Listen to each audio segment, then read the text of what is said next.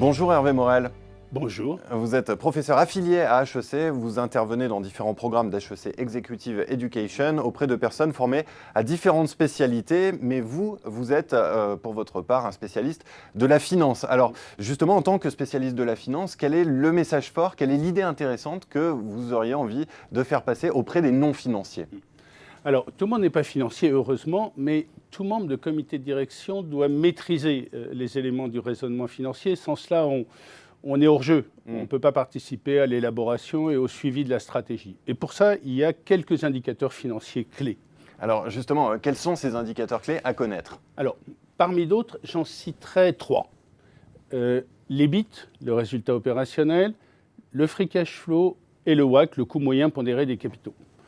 L'EBIT, le résultat opérationnel, c'est la mesure de la capacité du business model à générer du profit. Le free cash flow, c'est le flux de cash dégagé par l'activité dans l'année. En prévisionnel, c'est un élément qui structure le business plan. Parce qu'un projet de développement, c'est d'abord consommer du cash et ensuite générer du cash. Et la mesure du free cash flow nous permet de comprendre dans quelle phase stratégique nous sommes. Enfin, le WACC, Weighted Average Cost of Capital, c'est la synthèse de l'attente des apporteurs de capitaux. Et c'est très structuré par la robustesse, la résilience du business model. Mais alors, si vous le permettez, Hervé Morel, je vais me mettre à la place d'un spécialiste des RH ou du marketing qui peut dire oui, mais est-ce que là, finalement, on n'est pas en présence de jargon qui ne va jamais me concerner ? Pas du tout. Pas du tout. Pas du tout. Si on prend l'EBIT, le résultat opérationnel, la capacité du business model à dégager du profit, c'est l'articulation entre une proposition de valeur pour le client différenciante et une articulation de compétences pour délivrer cette valeur.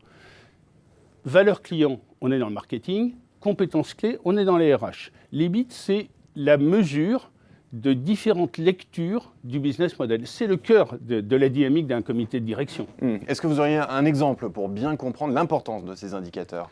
Alors, lors d'un séminaire que j'animais à HEC, je travaillais avec un directeur commercial et je lui montrais les liens entre les caractéristiques commerciales du contrat, one-shot, marché récurrent, indexation ou non des prix, et la valeur du WACC qu'allaient prendre les financiers pour accepter ou ne pas accepter ce projet.